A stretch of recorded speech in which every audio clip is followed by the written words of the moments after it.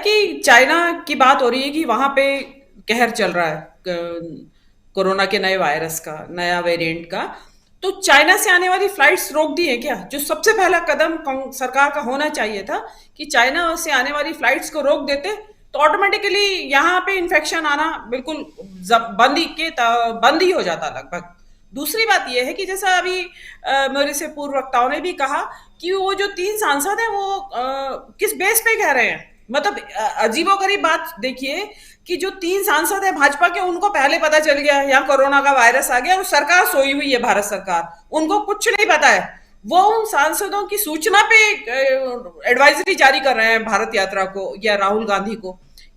और दूसरी मूर्खता कि अगर आपको ये इतना खतरा दिखाई दे रहा है तो आपने उससे पहले एडवाइजरी पूरे देश के लिए जारी होनी चाहिए थी। मतलब क्या आप बताइए, इससे तो भाई हमें तो इसमें तो सरकार की आलोचना की जाएगी कि आप राहुल गांधी की सुरक्षा के लिए ज्यादा चिंतित हैं, देश की जनता के लिए नहीं है।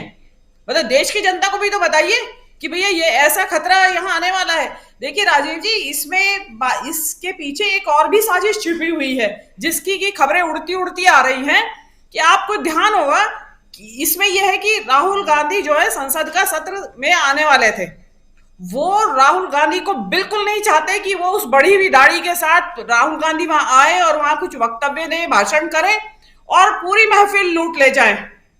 तो खबर यह है कि शायद संसद के सत्र को स्थगित किया जा रहा है बिफोर एंड। तो बिल्कुल। हर तरीके से, जिसको कहते हैं पुष्टिबंदी हो रही है कि किसी भी तरीके से राहुल गांधी को सीन से गायब किया जाए। अब लेकिन भाजपा ने क्या किया, जाने अनजाने उल्टा खेल उल्टा पड़ गया कि आपने तो कहा कि भारत यात्रा को स्थगित करें, वो टीवी चैनल्स चालू हो गए उसके बारे में चर्चा करने में, जो कभी भारत यात्रा को कवर नहीं करते हैं। तो उसमें जनता को फिर उत्सुकता जागी कि ये क्या भारत यात्रा, कौन सी भारत यात्रा जिसको स्थगित करने के लिए कह रहे हैं। तो अब आपको कुछ तो सीन दिखाने पड़ेंगे उसके। तो इनकी एक नहीं कई तरह की मूर्खताएं चल रही है राजीव जी। आज आपने सोशल मीडिया पे भी देखा होगा, ट्विटर पे अमित मालवीय ने एक ट्वीट किया दो कि एक राहुल गांधी सेल्फी लेने से रोक रहे हैं, तो वो कह रहे हैं कि Rahul Gandhi should learn how to behave in public. तो वो फिर उल्टा पड़ा, फिर वही कांग्रेस के आईटी सेल ने और लोगों ने, जो भी और लोग थे, उन्होंने सबने मोदी जी की, अमित शाह की वो तस्वीरें वायरल कर दी जिसमें वो नड्डा को धक्का दे रहे हैं, मोदी जी जकरबर्ग को हटा रहे हैं कि आप साइड हो जाओ, जी। फोटो खींच रही है मोदी जी एक जगह, एक सिक्योरिटी पर्सन को डांट रहे हैं कि तुम बीच में क्यों आए। और मोदी जी के तो बहुत सारे वीडियोस हैं जब वो कैमरे के बीच में अगर कोई आ जाता है, मोदी और कैमरे के बीच में, तो वो उसको धकिया के और इवन मतलब बेशर्मी होके, बिल्कुल उनको किसी तरह की ये नहीं है रियाज कि क्या कहेंगे लोग, वो हटा देते हैं कि मेरे कैमरे के बीच में क्यों आए। तो वो भी उनको उल्टा पड़ रहा है। तो आप ये देखिए कि वो मतलब उन्होंने हर तरह का नुस्खा आजमा के देख लिया है, तो अल्टीमेटली उनको ये लगा कि ये नुस्खा ज्यादा कारगर सिद्ध होगा। अब इसमें देखिए बेवकूफी ये भी है, या ये कहिए कि कांग्रेस का अचीवमेंट या राहुल गांधी का अचीवमेंट ये भी है कि इस यात्रा का 75% कवर हो चुकी है। जो रास्ता है वो 75% कवर हो चुका है। और जो क्योंकि उत्तर भारत में आई है, और आज बता रहे हैं कि हरियाणा में तो और ज्यादा, राजस्थान को भी मात कर दिया। आज जो भीड़ है, वो जो भीड़ का जो बिल्कुल। संख्या जो है, उत्साह भारी है। संख्या। बिल्कुल। हाँ जी। तो उसमें जो ये, क्योंकि अब इनको ये लग रहा है कि ये तो पूरा उत्तर भारत क्रॉस करेगी और ये तो इस तरीके से मोबिलाइजेशन बहुत जबरदस्त हो रहा है, तो उसको किसी तरह से रोके, ये जिसको देसी भाषा में बोलते हैं इधर की पचड़ ठोकना, मतलब चलते पहिए में लकड़ी अड़ा के उसको रोक देना। तो वो जी बिल्कुल। ये, लेकिन ये सफल नहीं होंगे। क्यों? क्योंकि राहुल गांधी उनमें से है कि अगर कोई वास्तव में खतरा आता है इस तरह का, वो प्रोटोकॉल को ऑब्जर्व करने में बिल्कुल कोताही नहीं बरतेंगे। ये जरूर होगा कि मास्क लगा के चलने में यात्रा की गति धीमी पड़ जाएगी। आज अगर वो 15-20 किलोमीटर रोज चल लेते हैं, तो ये हो सकता है मास्क लगाने के बाद 5 किलोमीटर या 6 किलोमीटर ही चल पाए धीमी गति से। तो वो बजाय 26 जनवरी के पहुंचने के हो सकता है मार्च तक पहुंचे कश्मीर। लेकिन उन्होंने अपना कन्विक्शन बता दिया कि हमें जरूर झंडा फहराना है कश्मीर में जाके। अब उसमें गति धीमी पड़ जाएगी भले ही, लेकिन जो मिशन है वो जो गति धीमी पड़ जाएगी, लेकिन उत्साह और निश्चय, दृढ़ निश्चय धीमा नहीं पड़ेगा। यही मेरा जी कहना जी है। जी। जो है मोदी सरकार की, उसी का वो सामने आज परिणाम आ रहा है। और आज इस तरीके से घिर गए हैं मोदी जी चारों तरफ से, अपनी आर्थिक कुप्रबंधन से, असफल विदेश नीति से, और जो अपने राजनीतिक विचारधारा, जो नफरत की विचारधारा है, उसकी वजह से अपने चारों तरफ से इस तरह से घिर गए हैं। और भारत जोड़ो यात्रा का प्रभाव भी देखिए, मैं तो इसे मानूंगी इस यही कि आज मोदी जी मजबूर हो गए हैं कि वो विदेश विपक्ष के नेताओं के साथ बैठ के लंच कर रहे हैं। बहाना ये बनाया है कि बाजरा पार्टी या जो भी कुछ बनाया गया, उसमें वो खड़गे जी के साथ बैठ के लंच करे, वही खड़गे जी जिन्होंने नाक में दम कर रखा है मोदी जी की, संघ और भाजपा की नाक में दम कर रखा है। और जो सवाल आज तक देखिए, आजादी के में जो भारत का, जो कांग्रेस का जो आजादी की लड़ाई में जो रोल था, उसके बारे में व्हाट्सएप यूनिवर्सिटी में क्या क्या दुष्प्रचार नहीं फैलाया गया, और पब्लिक ने उसको सच माना हुआ है कि यस, कांग्रेस का कोई रोल था नहीं उस यात्रा में।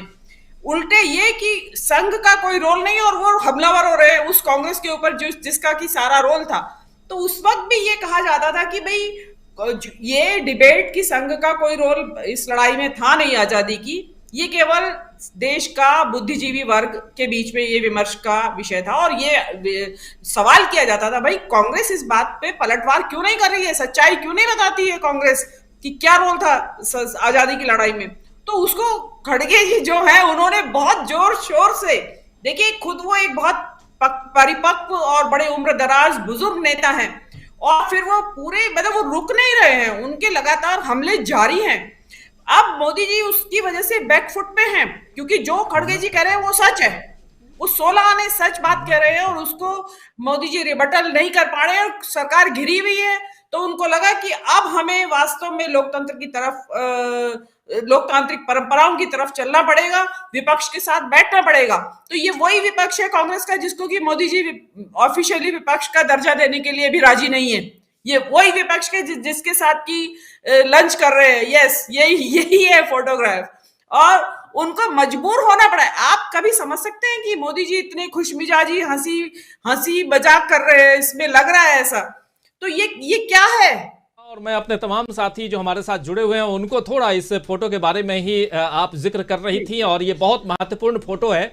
कल का है, बाजरे की रोटी खा रहे हैं और प्रधानमंत्री नरेंद्र मोदी हैं, और राज्यसभा के सभापति हैं, और देश के उपराष्ट्रपति बगल में बैठे हुए हैं। और इधर आप देखें तो बाएं साइड में खड़गे साहब हैं, मल्लिकार्जुन खड़गे, और हंसी ठिठोली, और उनसे इधर अगर देखें तो सिर्फ सिर दिखाई दे रहा है, ये हैं राजनाथ सिंह साहब।